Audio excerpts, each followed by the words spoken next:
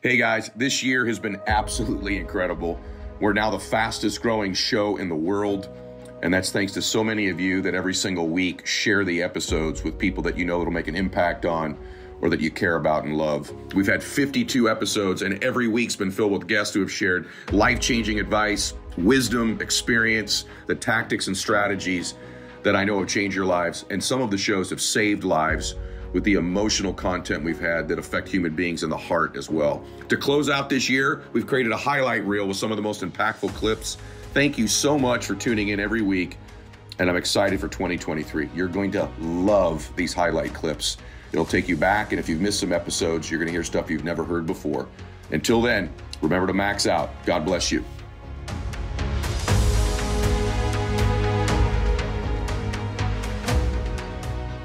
How do you handle your family that doesn't necessarily want you to succeed because they're more comfortable if you stay stuck and poor like them? How do you walk in your success and enjoy it? And so I think that's interesting because you're saying your kids will figure out who you are and really, really go for it. And a lot of people are struggling because maybe their parents, their loved ones, their friends and family actually kind of prefer if they just stay stuck. Yeah, mine did. Mine did. And, you know, I could tell you on the other side of it, they loved me. They were, most of the time, they truly love you. They're very concerned about you. And let's be honest, if you're an entrepreneur, there's a lot of struggle. And most parents don't want to see their children hurt. They don't want to see you go through difficult times. Then there's the other part of it where they're like, oh, you're all after the money thing, or, you know, what's important is family. And what they fail to understand because of their own limiting beliefs. Here's what's going to happen in your life. People with limiting beliefs are going to be projecting onto you their belief systems over and over and over and again. And as long as you are aware that that's what's happening, that it's not probably, look, there's probably some folks in your family that are antagonistic against you, but the vast majority love you. They love you. They're projecting onto you their limiting belief systems. Here's what I can tell you that I know for a fact. That when you win, and you know I talk a lot about this in the book, the second chapter's about the Matrix, and I talk about Neo, and Neo in the Matrix is the one. And you know that I'm well known for saying that, you know, that you can become the one in your family that changes the happiness and success level. Because in every family that you see that's wealthy or just happy, at some point in their lineage, way, way back, they weren't. And then the one shows up, the Neo, the Jamie in that family shows up. And here's what I can tell you, having been a person who sort of has been the one, is that you actually change the way they think eventually. And that my family now embraces bigger thinking. My family now embraces chasing dreams and maximizing your potential. It took a while, took a couple decades, but that type of talk will not happen in my family again. And so the fact that that's happening to you in your family makes it even more requisite upon you to go do something great so that that legacy of limiting thinking and small thinking and playing life small and settling for, listen, it's not just good enough to be a good person in life. You're supposed to contribute. You're supposed to make a difference. You were born to make a difference in your life. And so, yeah, a ticket into the game is being a good human. A ticket into the game is being kind and caring, which is pretty rare nowadays. So that's a ticket into the stadium. But then you got to get on the field and play. And to play the game is what life's all about. We were put here to play the game. And I can tell you that on the other side of it, here's the great news. Your family won't think that that way anymore when you're done. My family doesn't think like that anymore. My nephews, my nieces, my sisters, my mom, my family, they don't think like that anymore. They get it. And so I not only changed the financial dynamic of my family, I changed our emotions. I changed the way we think. And by the way, I would say that had my dad not made the decisions he made, I would have never been in a position. The sacrifices he made allowed me to be the one. And so the other thing, lastly, I'd say is a lot of you have beautiful souls in your family who have sacrificed so much for you. It's incumbent upon you now to rise up and to become that one that finishes the game, finishes the job. Some of you come from families with legacies of real tragedy in your family, or maybe you're born into a dynamic where your entire race has been victimized most of the generations of your existence, and you have ancestors that have sacrificed for you. I don't have that history, but many of you do. Man, you got to do something great and honor them and take it to the next level and honor those sacrifices they made. And so it'll change the way they think eventually. What you just shared is going to change someone's life today. I'm wondering the commonality of the fulfilled people. Is there something that they have in common, if you took the group of the fulfilled ones, patterns, behaviors, something about them that if I wanted fulfillment in my life, that you see they all have in common? Yes. You got to separate two skills out. I think most people in life think success is getting what you want and fulfillment is living what you're made for. You know? And so getting what you want is not that complex, right? The human brain, you can train your brain to become this servo mechanism that'll go figure out how to solve something. A lot of people have had a goal or desire where they got so obsessed they couldn't stop thinking about it. And they didn't even have a plan, and they met somebody and then something else happened and it came together. Right now, if they also had consciousness and effort and discipline, and it's a heck of a lot easier to achieve those things. But frankly, with enough focus and enough massive action and enough consistency and modeling what already works, you can pretty much achieve anything. You know, because when it comes to science, we're talking about the science of achievement. Your body's a science. You might be biochemically slightly different, but there's certain rules that if you violate them, you're going to have problems and pain. If you align with them, you have high energy. Money's the same way.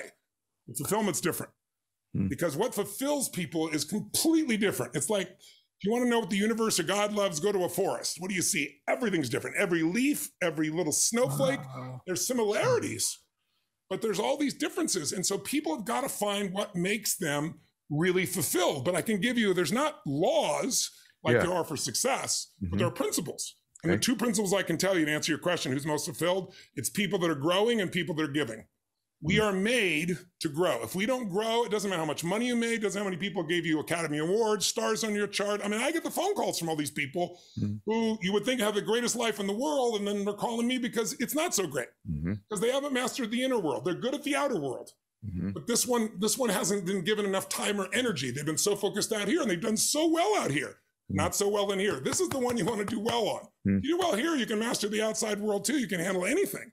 So for me, it really comes down to looking at it and saying, okay, if you and I are going to have an extraordinary level of fulfillment, what's going to make me grow? Because that's what's going to make me proud. And to grow, you got to face challenges. And I think the biggest problem most people have is they think they shouldn't have problems. You know, it's like problems are a sign of life. Problems are what make you grow. Now, you know, I'd rather call it a challenge. I'd rather look at it as a challenge and take it on as a challenge. But you and I both know. I mean, I have grown so much in the last 24 months, taking 105 companies, some of which were literally shut down for, 12 months, keeping them alive, not letting go of my employees, figuring a way to turn it around, figuring out how to adapt. I mean, I've developed more skill and ability to help other people because I had to manage my own state, unbelievably so. I had to help other people manage their state. So without the challenge, would I grow so much? Probably not. And then out of growing, you have something to give. And, you think about it, Ed, and I know you're this way, but I think we're all this way. If you have an experience of something that's really amazing, something you love, what's the first thing you want to do? Share it. Of course, share it with somebody you care about, right? Why? Because if you just have it in yourself, you can only feel so much, but sharing it magnifies it. So the people I see that they're just growing and giving, but they also are really good at this pattern recognition. So let me give you one more note about pattern recognition because I want to complete the thought for your listeners and viewers. Think of it this way. There's power when you recognize a pattern and you can use it. There's even greater power sometimes when you can create a pattern. So think of it from the standpoint of humanity.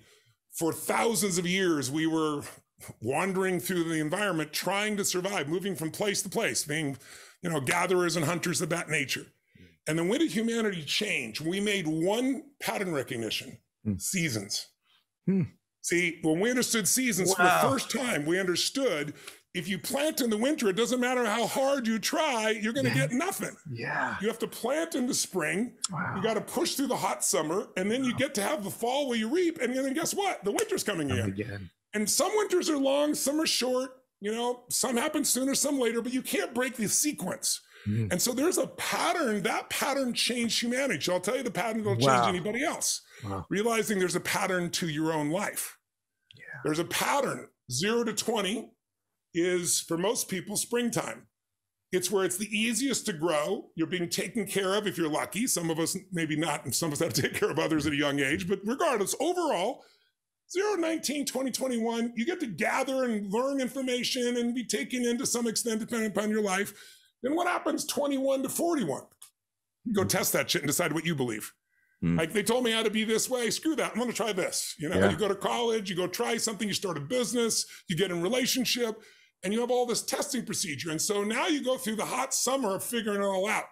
Yeah. And then if you've really done a good job planting in the spring and building through that summer, you'll hit the autumn where you get to reap. Yeah. Where if you've done really well, 41 to 61 is a reaping time. Right? If you didn't plant in the spring, you know, Jim Rohn used to talk about you'll be weeping in the fall if you don't do it right. Right. So if you don't do your job, you're going to have problems. But that pattern is in people's lives. And then 61 to 81, and if you're lucky, 81 to 102, that's the extended next season of winter. But winter could be the best season of your life. You have a great time with your family, you're close, you're mentoring people, you have a different experience, you have plenty of business, you can do whatever you want to do or not want to do. So those are seasons, but then there's one more pattern. Okay. And this is the one I hope I'll reach your listeners or viewers with.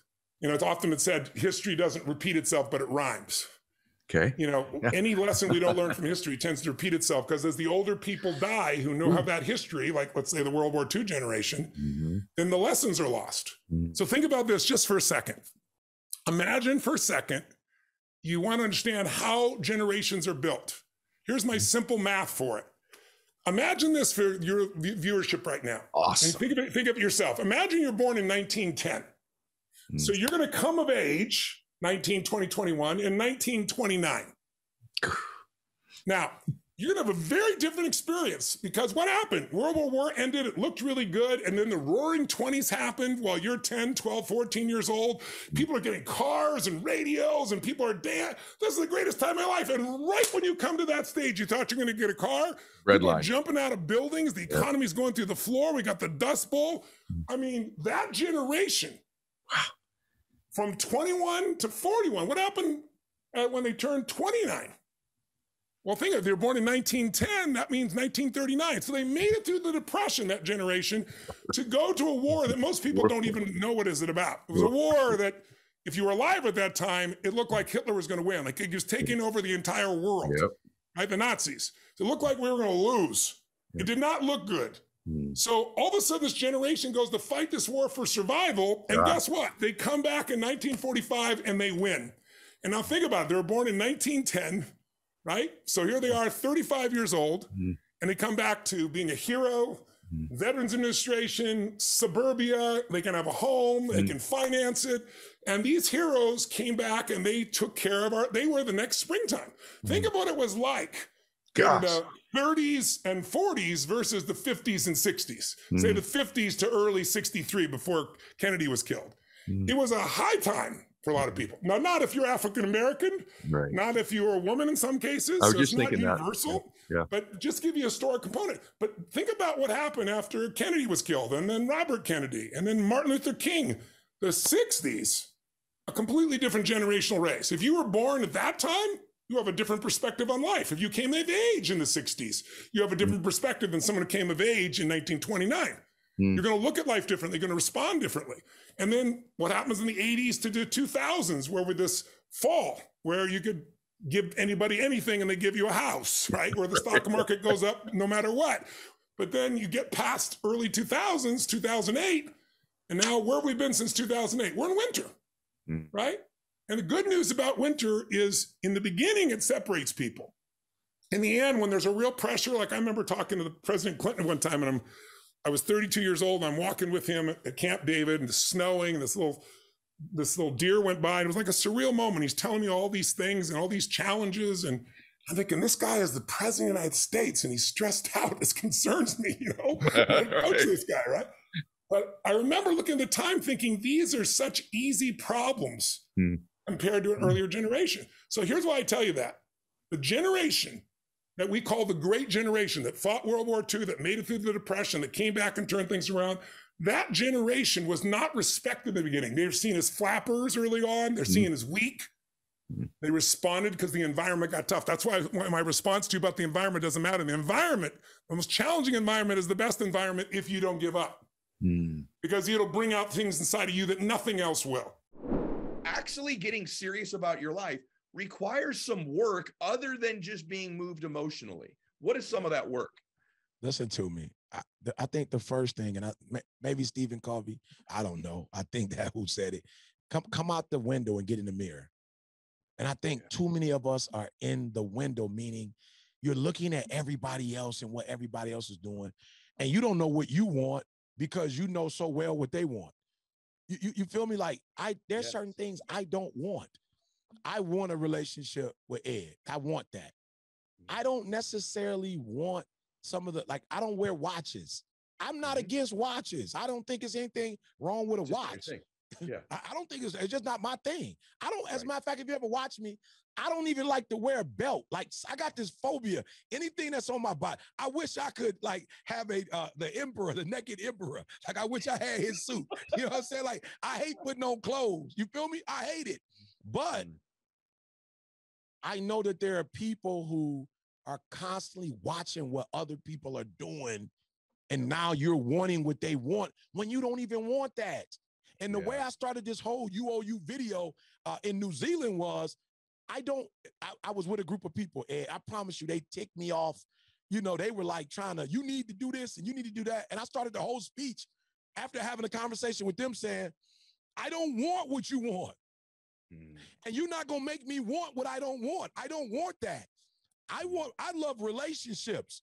I can go to Ed crib and chill. We can just drink water, doggone it. I don't care. We could just walk on the beach. As long as there's a relationship and it's making me better and it's nurturing me and that is feeding that human need for a sense of belonging and safety and self-actualization, I'm not really on nothing else. And so, you know, for my birthday, what you want to do, E? I just want to be in the room by myself because I'm always with people or helping people. I just want to chill. And so I know what I want. And because I know what I want, I'm not going to do what you want me to do and fail. But you got to hear what I'm saying, please. When you don't look in the mirror, you are not empowered.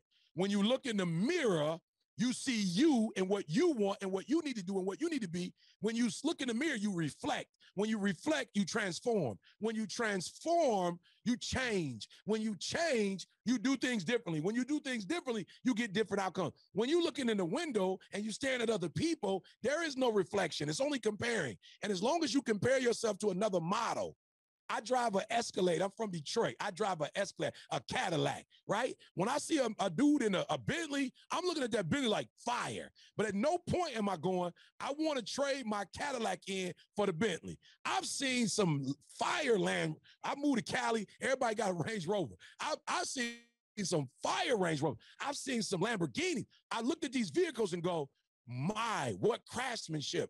I've never gone, I feel this Escalade. I feel so bad. I'm in an Escalade. This is the car that was my dream car. The black on black. This is what I dreamed of. This is it. This is my dream vehicle. And so I don't look at what others have and compare. I actually look at what others have. I actually look at Ed and go, man, there's a God. Wow. Look how he operates in his gift and his anointing. Look at his energy and his passion. Look at his delivery. And then I go, hey, God, where's mine? What did you give me? And out, not give me Ed's. I don't want Ed's. Why? I can't do Ed's like Ed can do Ed's, but I can do Eric's like Eric can do Eric. So I'm saying get out of the window, get in the mirror, look at you, study you, figure out you. My boy Mustafa said something the other day that was deep. Moose said, when you don't know what to work on yourself. Wow. When you don't know what to work on yourself. And I want to add to that. When you do know what you want, work on yourself, because it is the working of yourself and the improving and getting better. Ed been on this earth. He been on this earth. I've been on this earth. I wasn't ready to meet Ed when I was the dude eating out of trash cans, a victim. I would not have taken advantage of that relationship. It wasn't until I got older that the creator said, oh, you ready for these type of relationships now? You're ready. Why? Because you are who you need to be. I heard the coach, McVay, I think is his name. He gonna kill me if that's not his name. The coach for the Rams. He'll kill me if that ain't his name, right? He said, and forgive me, but he said, yo, we brought Eric here because he shares our values. He shares our values, and the stuff that we talk about and what we're about, he talks about that stuff. And so I didn't get to go because I'm a great speaker. It's a lot of great speakers. Matter of fact, he said, yo, we don't bring a lot of people in here, but we felt Eric could move the needle and we want to win another Super Bowl. And so for me, it's like, yo, Ed, I wasn't ready for you 20, 30 years ago. And I'm so glad God didn't give me the opportunity. But when he gave it to me, because I worked on myself, I worked on becoming a better man for me, not for Didi, not for Jalen, not for my mother. For me, I became a better man because when I looked in the word, I realized I wasn't living up to my potential. And then by doing the work, I connect with another man who's doing the work. Neither one of us, now Ed might be a little bit perfect than I am, but let me tell you something. Not perfect, but progressing, trying, fixing, revamping, restructuring, repurposing. And when you do those things, y'all, I guarantee you, the way the brain works and the spirit works, when you start focusing on stuff and you're willing to make the adjustments, it's gonna come to you eventually. I promise you that. So how do you view pain? Have you ever thought about that? Like everything you did every single day required extreme pain most of the time. So how do you think you have a relationship with it? Like you run towards it every day. You habitually embraced pain. If you think about it, in the gym daily. Yeah. Isn't that interesting? Very. And I appreciate the opportunity to answer this. I loved it. You loved pain. Look at your face. Wow. It's dawning on you right now. Yeah, like the sweat, because it just reminds me of like how many people they BS. Oh, the blood, sweat, and tears is like, what blood, what sweat, man? What are we really talking about? We're talking about like doing the work when you are at your most vulnerable in your personal life or in your business. When you don't feel like it, when your friends have turned against you, when that business partner lied to you, when you're going through divorce and people are judging you, shaming you. And all I have is the gym and being in gratitude, thanking God that I have the gym to unleash all of that and be my most authentic self in that process of pain. I'm not out drinking and partying and hurting someone else. I'm actually using a pair of dumbbells and barbells and machines and loud Metallica and hip hop to build something and hoping that what I'm doing is going to create a physique that people will enjoy and do it with a smile on my face. And I think with the pain, it's just necessary. To feel it brought me pleasure. Yeah. Because I know that it's required. It's gonna suck. No different than like playing basketball, being in practice and he says, on the line, and you're like, I really gotta run. Yeah. And then eventually it's almost like you have to trick your mind into becoming a psycho and saying, more. And then you mean it. I want more. If it requires pain inside to become better outside, what better message to my creator and to help other people to deal with theirs? Because people are all dealing with freaking pain. And they're scared to stand in front of it. And it ain't like I don't have demons either that I got to address, right? Sure. And I've learned that when you hide or you try to, put them under the rug, that's burning me up inside. So if I got to feel some pain now, what's on the other side of it? Gosh. Triumph. I want the triumphant moment. I have to have it because I'm tired of living in this pain. And, that's how I'm not getting ready for a show right now, but if I was in the gym, people would be like, damn, this guy's a machine. But yet I'm like, that's just what I do. What you do. You know, if there's someone listening who's like, look, I'm in the hustle stage. Yeah. But there is this calling on my heart that I feel like I do need some recuperation. I need some rest. What would you say to them? I know you say a lot of it in the book, but what would you say to them today? Oh my gosh, rest. I used to suck at resting, which is wild because I am a masterful rester now. I have a chapter called the Soul Shavasana where like at the end of yoga where you are supposed to lay on the mat, I freaking couldn't do it. I hated it. I felt like I had to earn it. So I felt like if I'm not sweating enough, I don't deserve to lie on that mat. And I feel like a lot of the world is trying to earn the right to rest when it's like our birthright, right? Like we should be embracing rest. And here's what I want to tell people, because I know your audience, they are achievers. And achievers take this idea of rest thinking they need to earn it, and they're not willing to work for it. Rest for me requires just as much work as going full steam ahead. Boy, isn't that true? Yeah. It's like when you go on a vacation and right when you're about to fly home, you're finally unwinding and you're right about to jump back into the crazy. Oh my gosh, yes. Yeah. I was with our mutual friend, Jamie Kern-Lima, and it was after her book launch, and she had worked so hard. Oh my gosh, so hard. She did. And we were sitting on this rooftop together, and I said, Jamie, it's like you need to do a couch to 5K, but in reverse. You need to teach yourself how to rest. It's like every day you just need 5 more minutes of rest, and starting to build up your tolerance for being still. And I know for me, like I yearn for rest, but I also have to work for it. Like I have to be mindful. So good. At like, I don't need to be productive right now. My worth is not in my output. How do I slow everything down? Even on the Uber ride over here, I literally was looking out the window because I could have been looking at my phone, and I was like, what do I see? What do I smell? What do I feel? Like, what is in front of me? And it was like just this practice of like, be here right now. And so rest is not innate for a lot of us, So especially true. the people that are just running. You've had momentum and have had some success. What about the person who's a young man or woman listening to this? They're like, look, I'm in this stage where like, if I cooled it completely, you know, there's no food in the fridge. So that's a different situation, but I'm assuming you believe many of these principles still apply. Absolutely. To them as well. So what would you say to someone who goes, that sounds good when you got a couple houses like you got, Jenna, and you got a couple bucks in the bank, and you got a top podcast, and your book's going to go New York Times bestseller, but I'm not there yet. I'm at a different season. What would you say to them?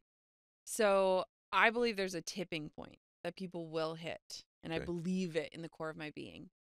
And I've seen it so many times. So there are going to be seasons in your life where money is what you value the most. And that's not coming from a place of greed. It's coming from a place of necessity, right? There are so many seasons where you and I, both of us, have traded our time for money in any way. Whether it's staying up late, burning the candle, you know, doing a service, whatever that is. There comes a tipping point when you feel secure and safe enough that you say, no, I'm willing now to trade my money to get back time, whether it is Instacart or hiring a cleaner or whatever that looks like for you. When that tipping point happens, you have to realize that the value of earning back your time is not so that you can just spend it earning more money so that you can keep buying back your time. There's this quote, story in the book, and it's talking about how this Buddhist monk goes to New York City, and they go and somebody is showing him around the city. They take him down on the subway, and he's like, we're going to save 10 minutes. And so they come on up out of the subway, and the Buddhist monk sits his butt in a park bench. And the guy's like, what are you doing? And he said, I'm going to enjoy the 10 minutes we just saved. And I was like, man, like, I love efficiency. Like, your girl, I love it. But I'm like, we're trying to save time to spend more time saving time. So true. It's a problem. So true. So hustling in seasons, necessary. I'm glad you said that. When it is the autopilot and your only way of living and existing, not sustainable. That is when people hit burnout. And I think our world is collectively in a situation of burnout, and we are desperately waiting for a breakthrough. I agree with you. And so it's like your check engine light, where it's like you can run for a while like that, but if you are not checking in with yourself, your body, your health, your family, your relationships, anything, pretty soon there's going to be something that has irreparable damage.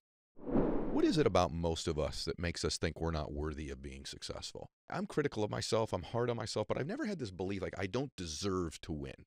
I may not thought I could. Right. I don't know how I'm going to, but I've not had it so all the way back there. I'm like, I just don't deserve to win.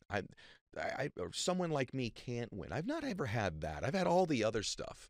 But what is it? Wow, that's such good. As you say that, I've never felt that either. I always felt the cards might be stacked against me. This one's going to be rough. Not sure I can get through it. Me too. I've had sleepless nights. A lot of them. I've gone 6 months with sleeping 2-3 hours a night because I'm stressed and I wake up and my brain's thinking.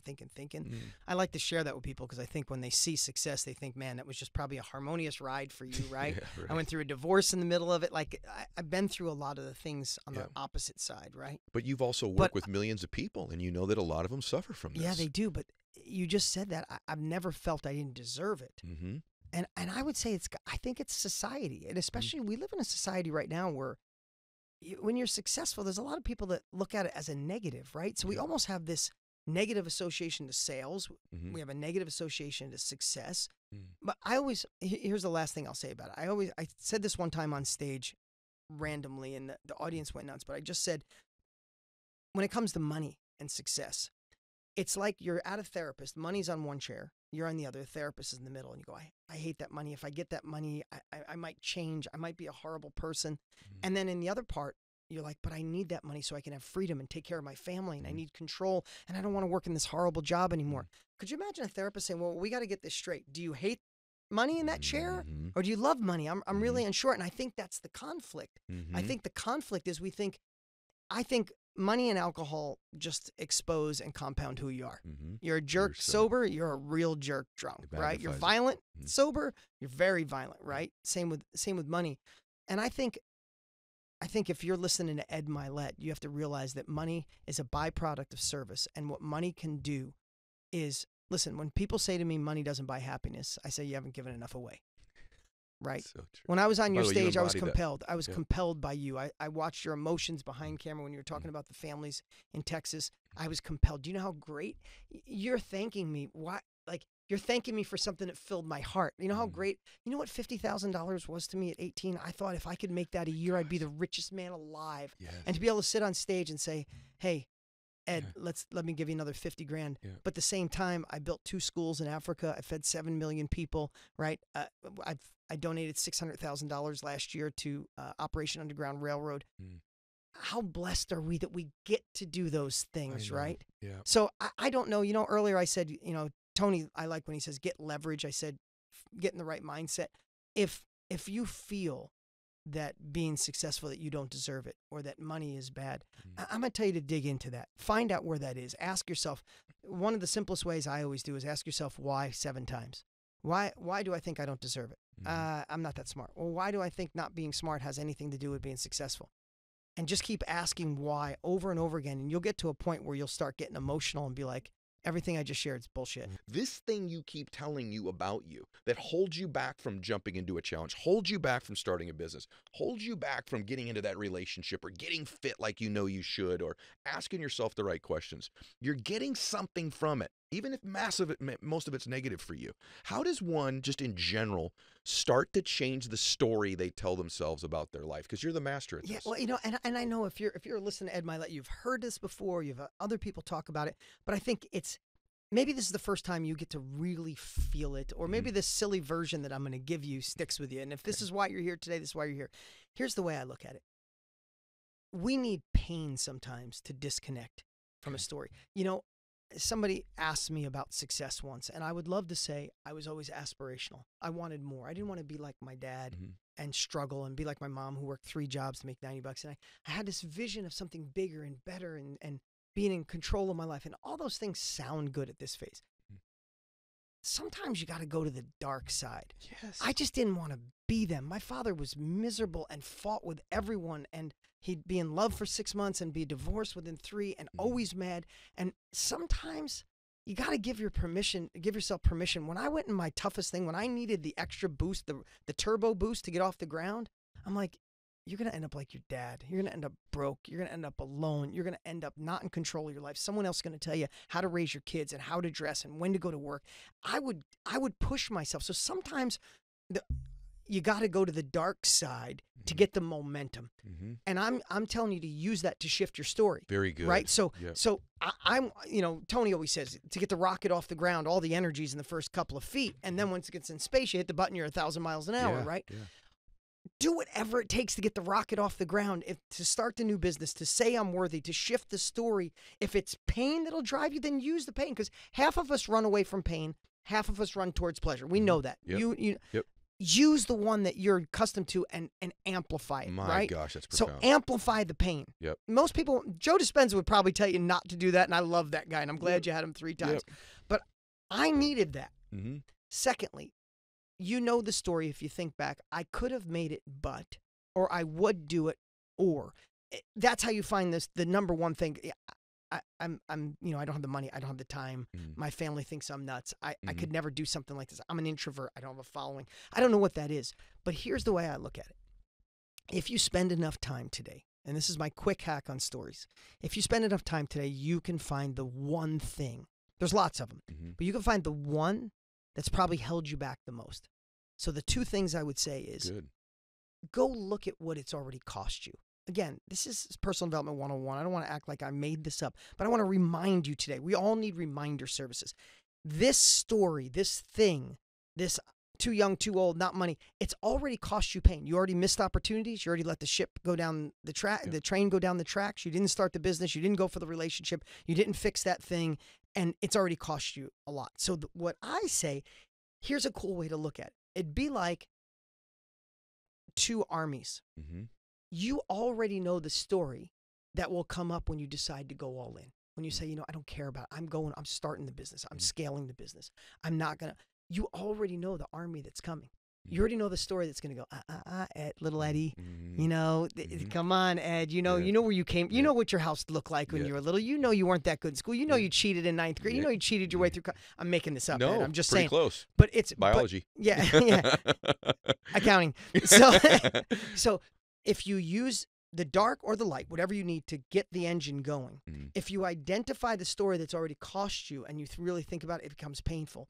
But here's the thing. As you think about this next thing you want to do, you want to thrive in a shifting economy. If that story's coming, it's like you're going to war, but the scout went out and you know that the other army is 2 days away. Yeah. You know what kind of guns they have. You know what kind of horses you have. You already know, here's the thing. You already know your enemy.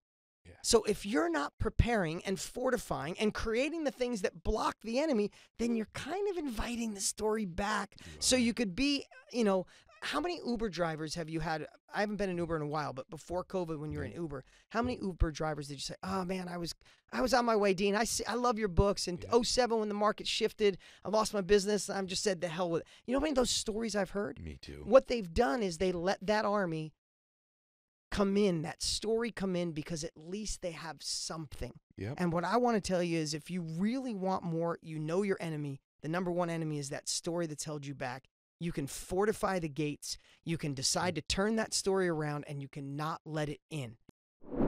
You have this unbelievable saying that you say, your personal reality is dictated by your personality, right? Exactly. And so just step back into that just for a second, the application of it in creativity for people.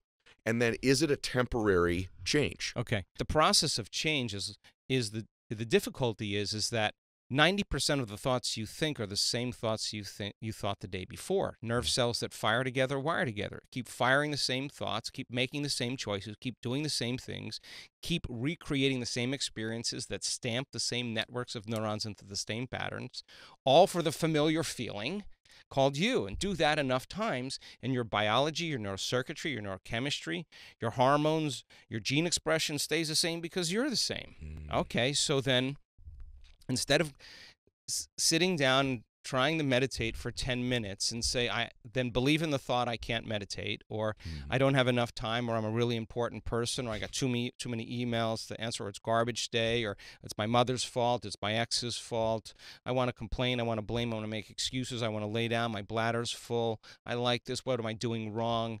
They're agitated, impatient. That's the personality that has been hardwired and conditioned emotionally into the past that's resisting the unknown. It would rather cling to suffering then take a chance in possibilities. So our events, we say, okay, here's the knowledge, and I can say now with a great degree of certainty, more than ever, that if you actually do this and you stretch yourself a little bit further than where you would normally go at home, your brain will change. And if you teach people how to do this over and over again, and no different than training an animal, the body is the animal. Are you training the body that you're in charge? Is that what you're doing? You're telling the body it's no longer the mind, that you're the mind. Yes. And when you do that, those victories add up, and then all of a sudden, there's a liberation of energy. There goes the guilt, there goes the pain, there goes the whatever. It doesn't matter if it's health, it doesn't matter if it's wealth or success, it doesn't matter if it's a loving relationship, a change in a career, a mystical experience. Whatever it is, the person all of a sudden starts to relax into the present moment. Now, let's demystify the present moment. Okay. People wake up in the morning and they think about their problems, and those problems are memories that are etched in their brain that are connected to certain people and objects at certain times and places. The moment they wake up in the morning and they start thinking of their problems, they're thinking in the past.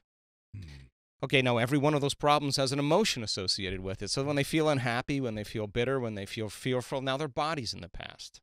Thoughts are the language of the brain, feelings are the language of the body. Thought and a feeling, image and emotion, stimulus and response. You're conditioning the body to be the mind of that emotion subconsciously. Now, the body is believing it's living in the same past experience 24 hours a day, 7 days a week, 365 days a year. Why?